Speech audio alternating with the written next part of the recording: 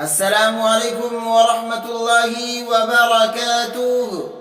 میں ہوں ایاز اللہ اور آپ کا ہمارے چینل پر خیر مقدم ہے۔ معزز ناظرین، جس مرد یا عورت کو کوئی مجبوری نکاح سے روکنے کی نہ ہو تو اس کے لیے اصل حکم یہی ہے کہ وہ نکاح کر لے، جیسا کہ حضور اکرم صلی اللہ علیہ وسلم نے فرمایا کہ محتاج ہے وہ مرد جس کے بیوی نہ ہو۔ صحابہ کرام رضی اللہ عنہم اجمعین نے عرض کیا، اے اللہ کے رسول صلی اللہ علیہ وسلم، اگر مالدار ہو تو کیا پھر بھی محتاج ہے؟ آپ صلی اللہ علیہ وسلم نے فرمایا، چاہے مالدار ہی ہو۔ حضور اکرم صلی اللہ علیہ وسلم نے فرمایا، محتاج ہے وہ عورت جس کا شوہر نہ ہو۔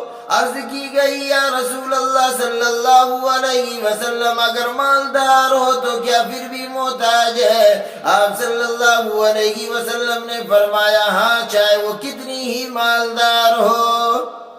معزز ناظرین، یہ بات دیکھنے میں آئی ہے کہ آدمی کتنا ہی مالدار کیوں نہ ہو، بغیر بیوی کے آرام نہیں ملتا، اور جس عورت کا شوہر نہ ہو، چاہے وہ کتنی ہی مالدار کیوں نہ ہو، اسے بغیر شوہر کے راحت نہیں ملتی۔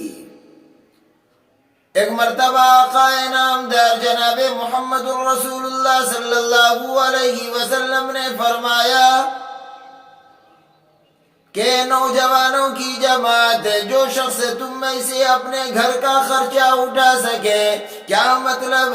یعنی بیوی کے لیے مکان، روٹی، کپڑا، ان سب چیزوں کا انتظام کر سکے، تو اس نوجوان کو چاہیے کہ وہ نکاح کر لے، کیونکہ نکاح نظر کو نیچی رکھنے والا اور شرمگاہ کو برے کاموں سے بچانے والا ہے۔